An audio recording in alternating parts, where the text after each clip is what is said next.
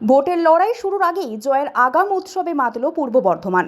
বুধবার এক বর্ণাঢ্য অনুষ্ঠানের মধ্য দিয়ে জেলার সদর দপ্তরে মনোনয়নপত্র জমা দিলেন তৃণমূল কংগ্রেসের 9 জন প্রার্থী। ডিজে, মাদল আর আদিবাসী নৃত্যের তালে এক রাজকীয় মেজাজে এদিন মনোনয়ন পর্ব সারল শাসক দল। বর্ধমান দক্ষিণ, উত্তর, মেমারি, জামালপুর এবং আউশগ্রাম সহ 9টি বিধানসভা কেন্দ্রের প্রার্থীরা বিশাল মিছিল নিয়ে জেলা শাসকের দপ্তরে হাজির হন। জয়ের ব্যাপারে আত্মবিশ্বাসী তৃণমূল কর্মীরা এদিন একে অপরকে সবুজ আবিরে রাঙিয়ে দিয়ে অকাল হোলির মেজাজ তৈরি করেন। পুরো প্রক্রিয়াকে ঘিরে শহর জুড়ে ছিল পুলিশের ব্যাপক তৎপরতা ও কড়া নিরাপত্তা ব্যবস্থা। মনোনয়ন জমা দিতে এসে বর্ধমান দক্ষিণ কেন্দ্রের প্রার্থী খোকন দাস আত্মবিশ্বাসের সুরে বিজেপিকে কড়া ভাষায় আক্রমণ করেন।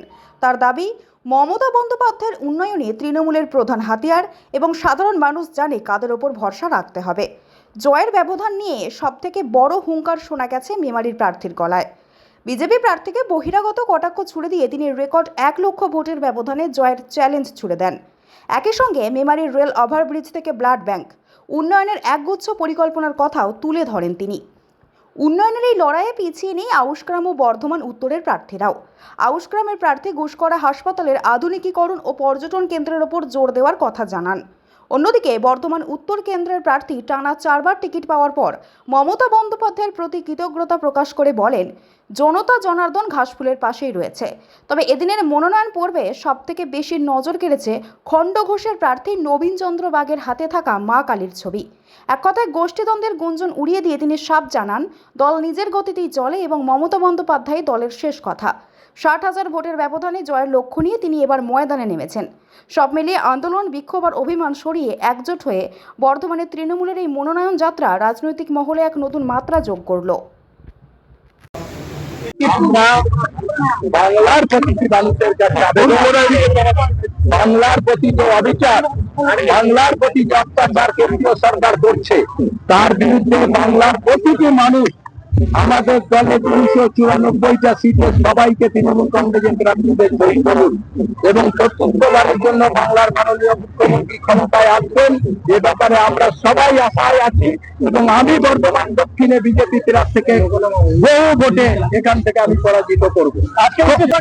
আমাদের বাংলা উন্নয়ন, আমরা উন্নয়নকে নিয়ে আমাদের বাংলা এগিয়ে চলেছে, তাই আমরা উন্নয়ন চাই। আমরা বুলডোজার দিয়ে বাংলাকে ভাঙতে চাই না। যারা বুলডোজার দিয়ে উত্তরপ্রদেশের মতো যারা মনে করে গরিব মানুষের উপর অত্যাচার করবে, বাড়িঘর ভাঙবো, রাস্তাঘাটে ভাঙবো, এর আমরা কঠোর বিরোধী। আমরা উন্নয়ন করব, উন্নয়নের সঙ্গে সঙ্গে কোনো মানুষের অসুবিধা হলে সেটাও আমরা দেখবো। এটাই জয়ের আশাবাদী কি 1 লক্ষ ভোটে জয়লাভ করবো। 25-30 বছর পর এক ব্যক্তি প্রার্থী হয়েছে আমার বিরুদ্ধে, 1 লক্ষ ভোটে তাকে হারিয়ে আবার যেখানে থাকেন সেখানে পাঠাবো। দেখুন, আমি বলেছি 1 লক্ষ ভোটে জয়লাভ করব। আপনারা 4 তারিখ রেজাল্ট যেখানে আউট হবে আপনারা থাকবেন। 1 লক্ষের একটা ভোট কম হবে না। মানুষের যেভাবে ভালোবাসা, স্বতঃস্ফূর্ততা এবং আমাদের নেতৃত্বদের যেভাবে পরিশ্রম, সকলে ঐক্যবদ্ধভাবে যে লড়াই করছে, 1 লক্ষ ভোটের নিচে একটা ভোট কম হবে। ভূমিপুত্র, আমি তো পূর্ব বর্ধমান জেলায় সারাক্ষণ মানুষের সেবায় নিজেকে নিয়োজিত করি। তিনি কোথায় ছিলেন 25 বছর ধরে? যখন মানুষের রক্তের অভাব হয় তিনি কোথায় ছিলেন? যখন মানুষের একটা তিরপলের প্রয়োজন হয় তিনি কোথায় ছিলেন? মানুষের খাদ্যের প্রয়োজন হয় তিনি কোথায় ছিলেন? আজকে 25 বছর পর মেমারিতে পা রেখেছেন। আগে মেমারির অলিগলি চিনু।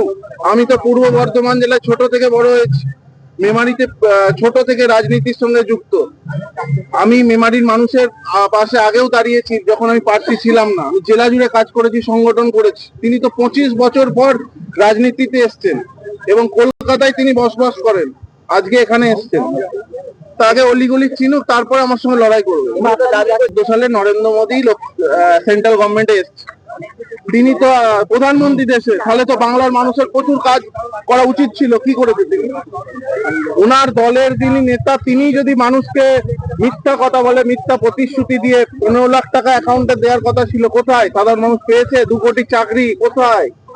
তাহলে তার দলের সদস্য তিনি, আবার যিনি প্রার্থী হয়েছেন তিনি আবার নরেন্দ্র মোদীর এগেনস্টে ফেসবুকে পোস্ট করেছিল, আমি তো দেখলাম। যিনি প্রার্থী বিজেপি, তিনি তাদের দেশের প্রধানমন্ত্রীর এগেনস্টে পোস্ট করেছে। সেই পোস্টটা আপনারাও দেখে নেবেন, এখনো স্ক্রিনশট নিয়ে রাখা আছে আমার কাছে। আগে তিনি নরেন্দ্র মোদী সম্বন্ধে ভালো করে তিনি বিজেপিকে জানাক যে তিনি তার পছন্দ নয় নরেন্দ্র মোদী, তারপর আমার সঙ্গে লড়াই করবে।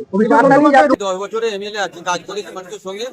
আবার যে সমস্ত অবশিষ্ট কাজ আছে সেটা আমরা আগামী দিনে করব এবং মানুষের সঙ্গে যেভাবে আজকে গোটা বিধানসভায় মানুষের সঙ্গে মেলামেশা করে মানুষের কাজ খোঁজ খবর নিয়ে মানুষের সঙ্গে পাশে থেকে কাজ করি, এটাই বর্তমান উত্তর বিধানসভায় কোনো জায়গায় কোনো অবশিষ্ট কাজ থাকবে না আগামী 5 বছর সফল। মমতা বন্দ্যোপাধ্যায় বিচার বিবেচনা করে তিনি দেখেছেন যে মানুষের পাশে মানুষের সাথে থেকে কাজ করেছেন, ওই জন্য পরপর 4বার টিকিট দিয়েছে, 2বারের বিধায়ক, এবার নিয়ে হ্যাট্রিক হবে। বন্দ্যোপাধ্যায়কে ভালোবেসে মানুষ আজকে রাস্তায় নেমেছে, আজকে নেমেছে আমার সঙ্গে পায়ে পা মেলা। সারা বছরই তো মাঠে থাকে তৃণমূল কংগ্রেস, বিভিন্ন অনুষ্ঠানের মাধ্যমে, বিভিন্ন কর্মসূচির মাধ্যমে, তাছাড়া মানুষের বিপদ আপদে তৃণমূল কংগ্রেস সবসময় মানুষের মধ্যেই আগেই দেখেছি। তো হয়তো পশ্চিমবঙ্গবাসী যদি সজাগ না হয়, এই কপালে সেরকম জোটাবে সেই ব্যবস্থায় দেখাচ্ছে। এখন তো এসআইআরের লাইনে দাঁড় করিয়েছে, এসআইআরের লাইনে দাঁড় করানোর আগে ব্যাংকের লাইনে দাঁড় করিয়েছে, গ্যাসের দাম বাড়িয়ে গ্যাসের লাইনে দাঁড় করিয়েছে, হয়তো দেশ ছেড়ে যাওয়া লাইনে দাঁড় করাবে যদি কোনো পশ্চিমবঙ্গে একটু মাটি পায়, একটু যদি জায়গা পায়। তো পশ্চিমবঙ্গবাসীও সজাগ, কোনোভাবে বিজেপিকে 1 ইঞ্চি জায়গা দেবে দাদা। প্রতিটি হসপিটালের যে আধুনিকীকরণ একটা আমরা রেখেছি, তাছাড়া ফায়ার ব্রিগেড পুষ্করায় একটা দরকার, এছাড়া অলচিকি ভাষায় একটা স্কুল এবং ইংলিশ মিডিয়াম স্কুল, একটি সরকারি ইংলিশ মিডিয়াম স্কুল, সেগুলো আমরা রেখেছি এবং আউসগ্রাম যে পর্যটন কেন্দ্র হিসেবে গড়ে তোলার জন্য আমরা আগ্রহী হব। জঙ্গল ভোটে জয়ী হব এই আশাবাদী। মানুষ আমাদের সাথে আছে, জনগণ পাশে আছে, দিদির উন্নয়ন পাশে আছে, এটুকুই আমি বলবো। আমরা তো অনেক আগে থেকে এখানে কনফার্ম হয়ে আছি, না অনেক ভোট করছি, অনেক করেছি, ঠিক আছে। সেই জায়গায় এখানে আমাদের কোনো ভয় নেই, এখানে বিজেপি আছে, বহুজনকে আমরা চিনিও না, হ্যাঁ, তাতে করে বিজেপি নিয়ে আমরা ভাবছি। রায়না হচ্ছে সম্প্রীতির জায়গা, ওখানে হচ্ছে দাঙ্গা লাগানোর জন্য। গতবারে আমরা লিড ছিলাম 18,000 প্লাস, এবারে সেটা 22-24 লিড। যখন বেরোই মাকে প্রণাম করে বেরোই, আমাদের পুরো দেবতা তাকে নিয়ে সংগ্রামে বেরিয়ে। সিপিএম বা বিজেপি কোনো এফেক্ট করবে বিধানসভায়? বিজেপি তো বলছে তারা অনেক শক্তিশালী এবং জয়লাভ করবে, বলবে ওরা। আমরা তো অনেক কথাই বলছে, বিভিন্ন রকমের অনুরোধ দিচ্ছে, নাম বাদ দিয়েছে, কিছু করতে পারবে না। খন্ডগোল বিধানসভায় একটা অংশ ওরা মানে ভাঙতে পারবে না। বর্ধমান জেলায় তো বহু নাম বাদ গেছে, কি এতে এফেক্ট করবে?